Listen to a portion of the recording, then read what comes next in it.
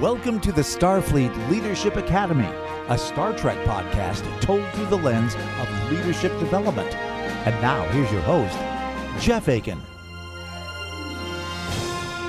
Welcome, everyone. Thank you so much for listening. I very much appreciate you choosing to spend your time with me. Last time, I had some pretty critical things to say about Captain Archer, and some of you disagreed with me. And that's great. I love the feedback. But I want everybody to know I will be honest with what I feel and what I see in these episodes. Star Trek is loaded with great leadership examples. I mean, that's the entire inspiration for this podcast, right? But like any form of media or any leader or any person, it will have lessons or moments that are not great examples. And that's totally okay. We're leaders and we're Star Trek fans. We take the good with the bad, right? And with that, let's get to it. Deep Space Nine, Meridian. Kira replicates a mid-90s coffee cup. Fill it to the rim. With brim. And explains to Odo the best way to enjoy food.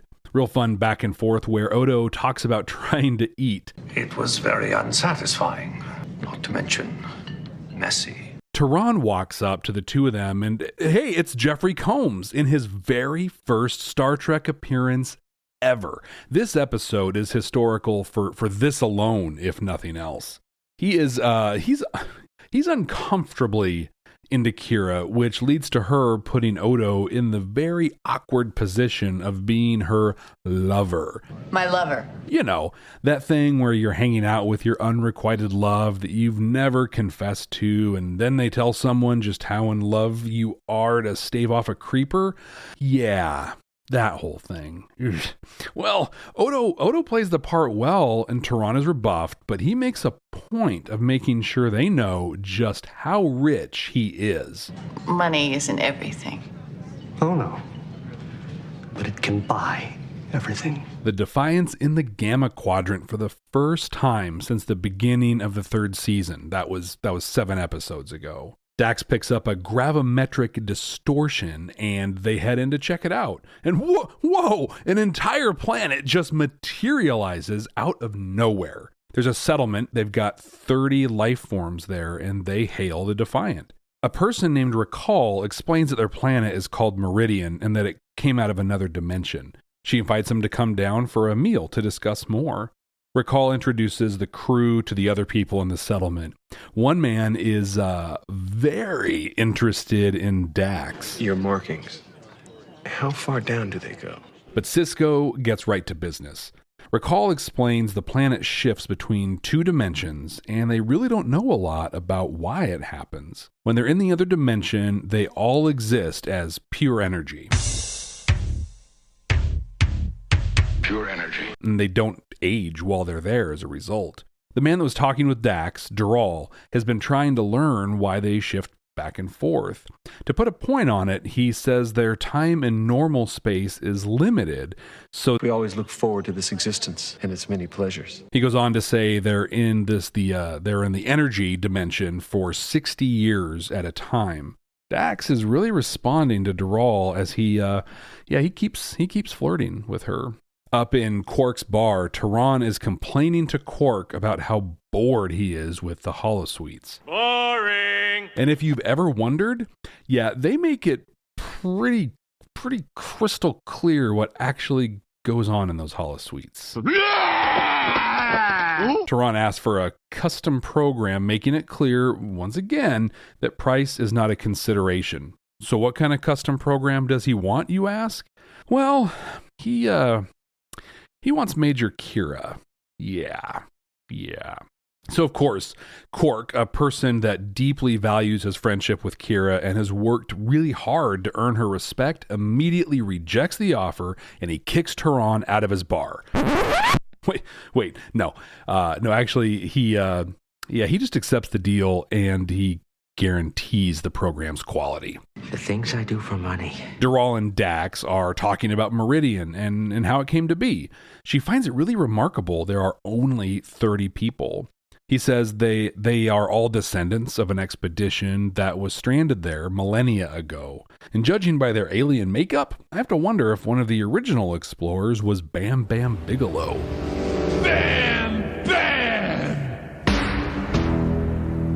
Dural tells Dax that their time in normal space has been growing shorter every time they materialize. In fact, this time, in just 12 days from now, they'll shift back.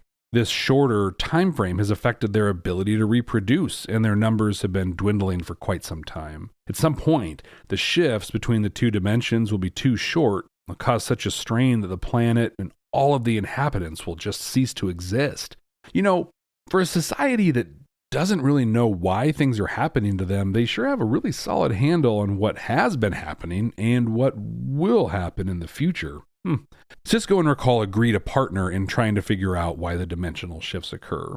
While they're talking, Sisko interacts seamlessly with the inhabitants, fitting in well and encouraging an atmosphere of trust. It's really excellent timing as it gives him an opportunity to demonstrate that he has a real interest in the people there.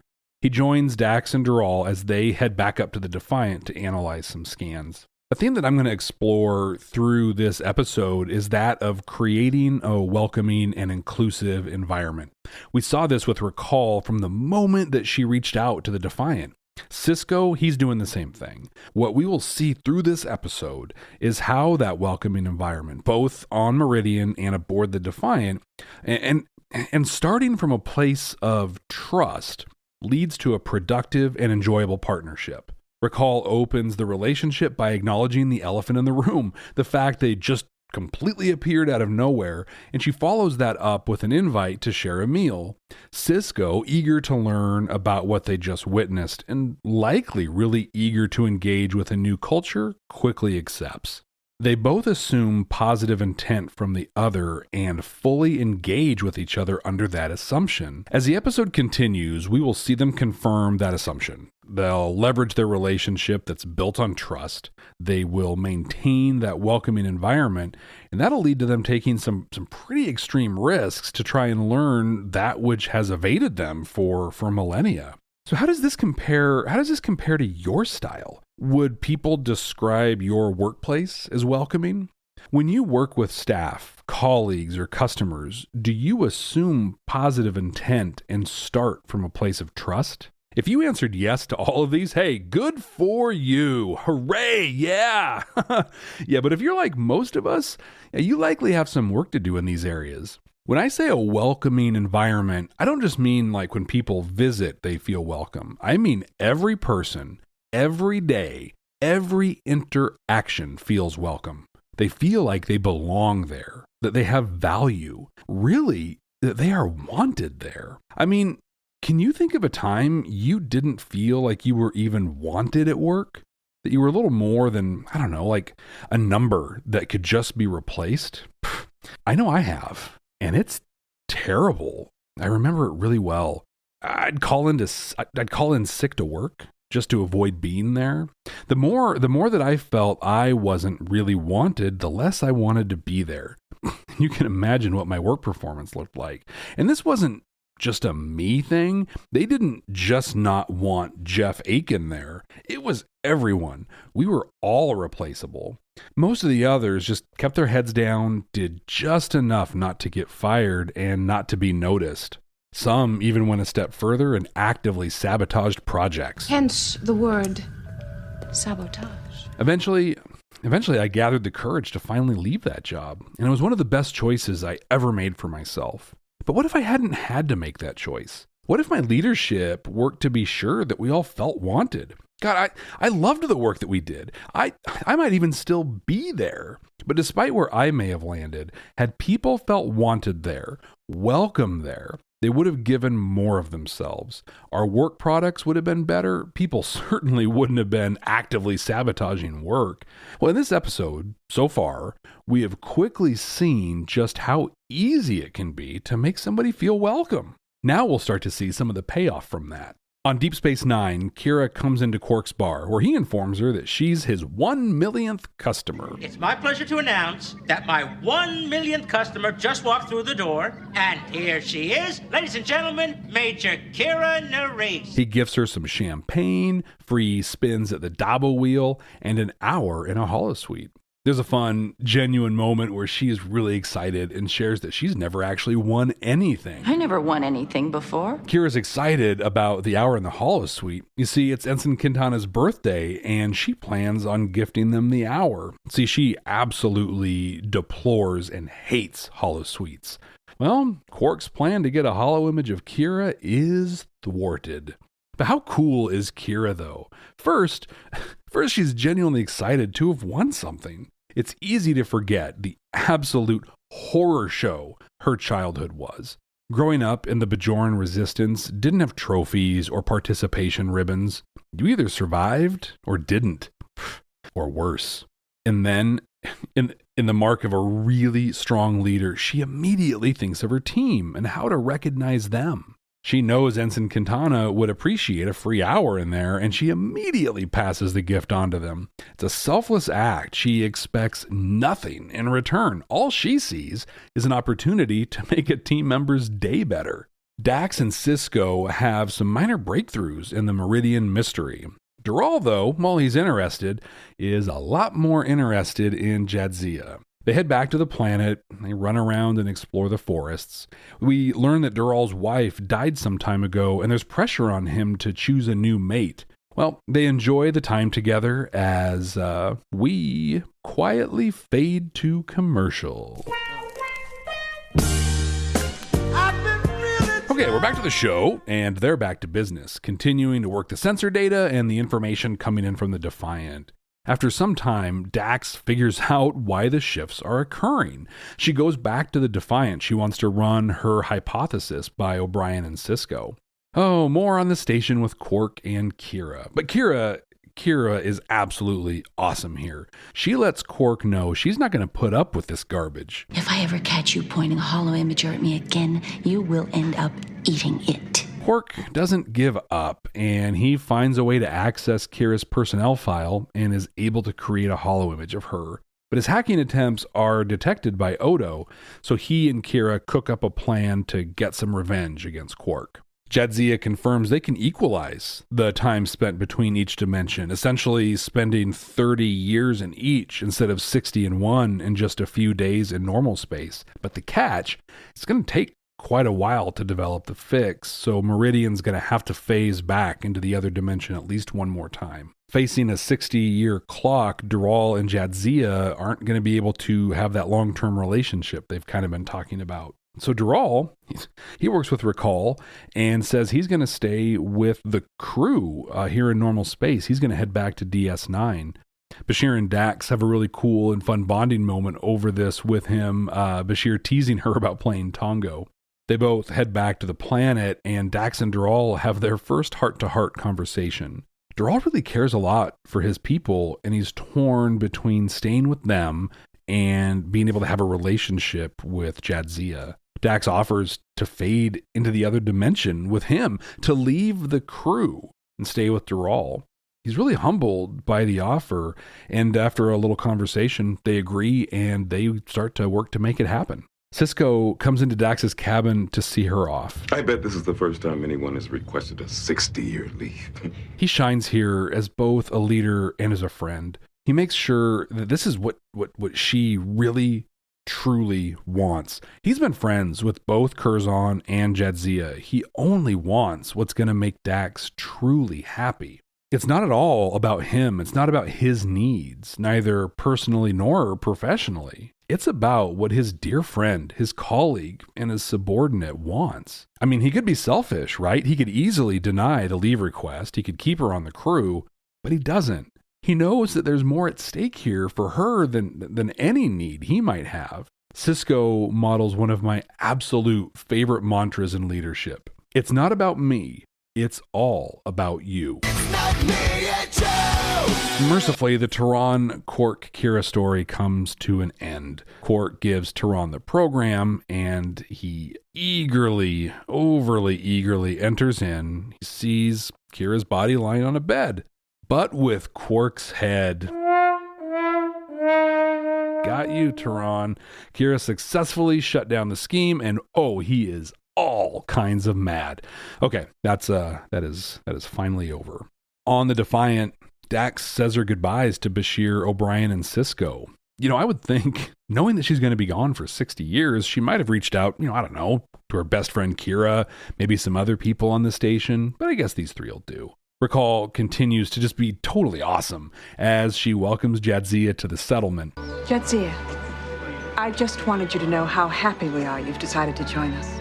Thank you. There's absolutely no judgment from her here. It's just trust. It's just inclusion and pure welcoming. But the phase shift does not go well. Turns out Dax's molecular makeup is not a good fit.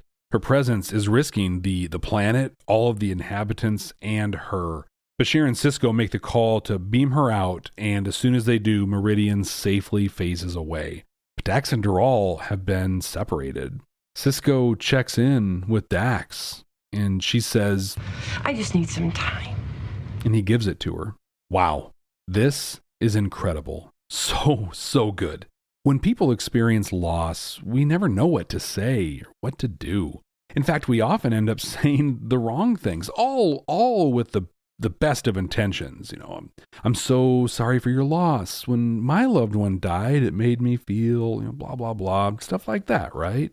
We want to be there. We want to be able to comfort people. In fact, years ago, I lost somebody that was really important to me. In fact, they were really my everything. They were sick, and it was becoming apparent that the end was nearing, and I just couldn't handle it. I sought out bereavement counseling, and God, it saved me. Without it, I wouldn't have been able to feel what I needed to feel.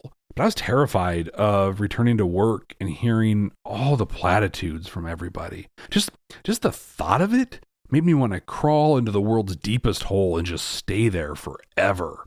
A counselor told me something so powerful, though, that empowered me to return to work and face all of the really well-intentioned comments people were going to make. They say when someone experiences loss, we also experience a form of loss. It's a shared feeling. When people share platitudes or stories or attempt to commiserate with you, it's about them working through their feelings at that moment. It's an important part of the whole process. Just knowing that really helped me to weather the storm.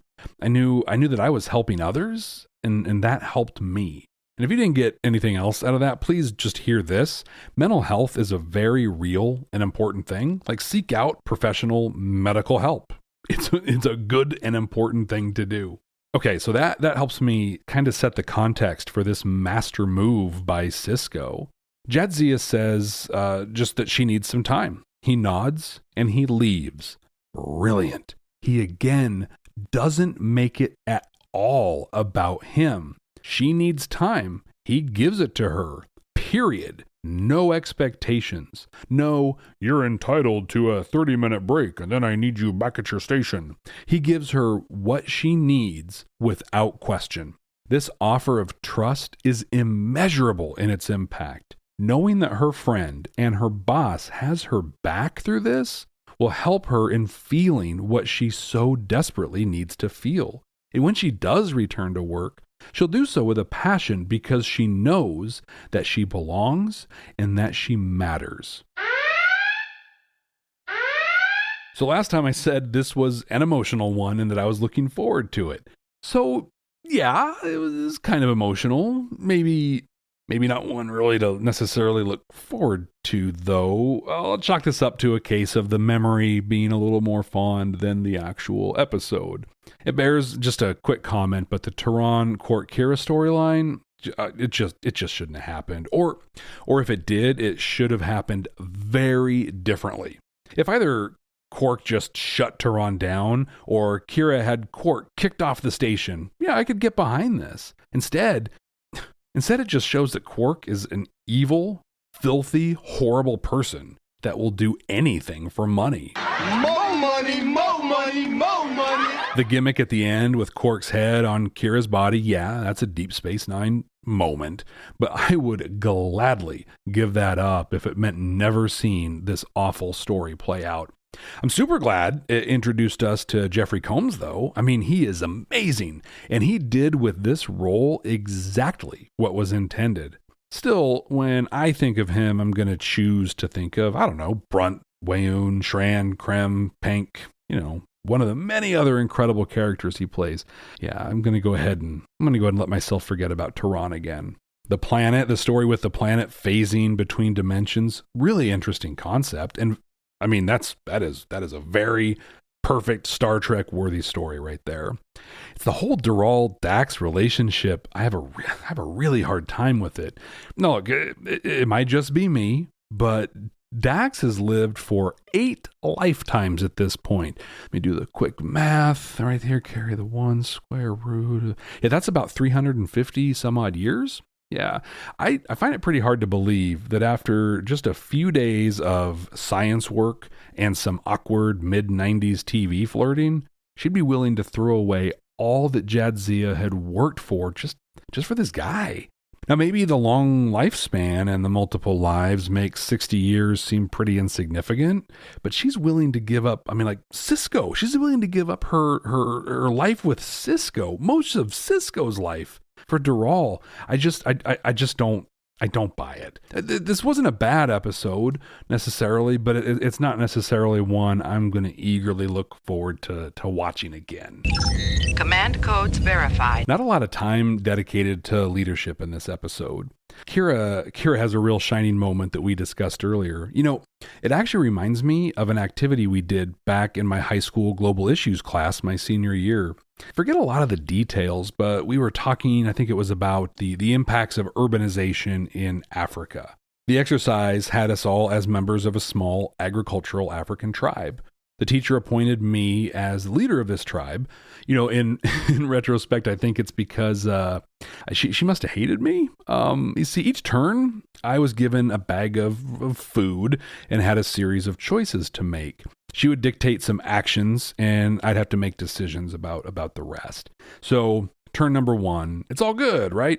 I get a bag of Hershey Kisses to distribute to the tribe. That represents our bountiful harvest. And I get to assign some of the tribe to different jobs. Easy, innocuous stuff, right? Then turn 2 comes around, and some of my tribe has moved to the city, so now I've got a few less people to assign work to. After a couple more turns, more people have moved, weather's damaged our crops, we've had some diseases, not really looking quite so good. My baggie of food, it can still feed everybody, but now it's a mix of Hershey's Kisses and shredded mini wheat pieces. This activity continues until, everyone dies. Horribly. And my classmates are all mad because I made them eat shredded wheat. So, thank you. Thank you for that, global issues teacher, who I won't name because I actually have a tremendous amount of respect for. But still, I'm kind of thinking this might have been a really pointed choice on their part. Well, one thing I did, though, that was a saving grace for my ever so glorious high school years, was that I would always give myself the shredded wheat first. That is, the tribe would get the kisses until there just weren't any left. I gave up any luxury for myself to serve the greater mission. In this case, my tribe. Kira does that with the holosuite gift, right? She gives the Hershey's Kiss of the prize, the hour in the holosuite, to Ensign Quintana. I spoke quite a bit about Sisko's response to Dax's loss. What he demonstrated here was emotional intelligence and empathy. These are absolutely critical traits for a leader. They require vulnerability, though. Sisko, in this case, or you in real life, you have to be open. You have to be real. I mean, think about it. His heart must have been broken for Jadzia to see his dear friend just so broken. But to do anything more than he did would have really just been self-serving. He gave of himself so that she could thrive and that she could be better. Now, I'm going to group Sisko and Recall together on this last note. Earlier in the podcast, I spoke about creating a welcoming and inclusive environment. Their dedication to that is going to result in a more normalized existence for the inhabitants of Meridian. And they both made it look so easy to do. Just be warm and inviting. Be cool. But if it's so easy, why don't more leaders do it? Why isn't every workplace an awesome environment that people want to be a part of? Honestly, there are quite a few reasons, but two come front of mind for me: priorities and knowledge. So if my priority is to churn out widgets, I'm going to crack the whip. I'm going to churn those widgets out. But ultimately, it's a lack of knowledge, because if that widget maker knew the impact of creating and sustaining a welcoming and inclusive environment, they'd be all in. It's been proven time and again that employees that feel included and welcome perform better. I've experienced this in my own work. Making the people I work with the number one priority and allowing the work to essentially become a side effect of that focus has led us to producing more year to year in less time with a third less headcount. The only quantifiable change we made was to make our people the priority. So great! Now you have the knowledge that it's good business, good leadership to create a welcoming environment. But how do you do it? Well, you start by creating an uncompromising and consistent vision for inclusion, ensuring that everyone is valued and feels important. They feel and know they are welcome and included. Then actively model and reinforce the behaviors that achieve that vision. For example, positively reinforce when people show genuine concern towards team members, when they're making an extra effort to understand problems faced by others, when working together to arrive at decisions that all can accept, or when they make efforts to uncover opposing or alternative views in order to try to better understand and solve problems, when people have a willingness to help each other, and ultimately when people are standing up for each other. Other strategies that are key to building a welcoming and inclusive environment are to recruit equitably and without bias, to seek out and offer inclusion training. This is beyond diversity or cultural competence type of trainings, but training focused on inclusion for everyone. Be transparent and openly talk about your vision and other topics that are meaningful to your teams. Much like Sisko and Recall making this look easy, this may all sound very easy. What is difficult? It's hard to be consistent. It can be hard to be uncompromising in your vision, especially when people are challenging your vision.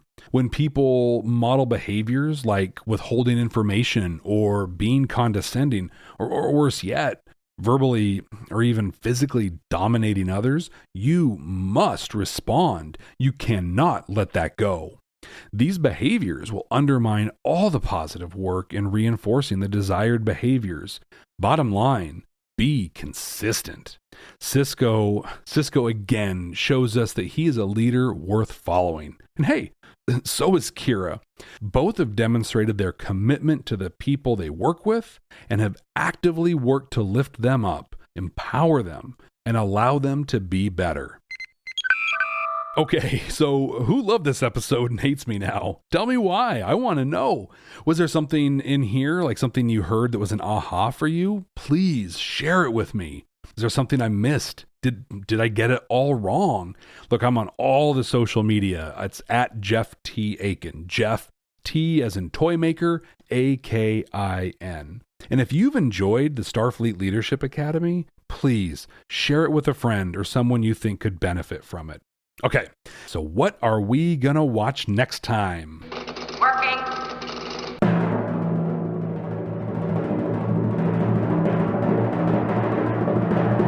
Oh, the Omega Glory from the original series. Well, hey, one cool thing in there, we get to see another Constitution-class starship. That's always exciting back in the TOS days, right? Well, until then, ex Astris Scientia. We'll see you next time.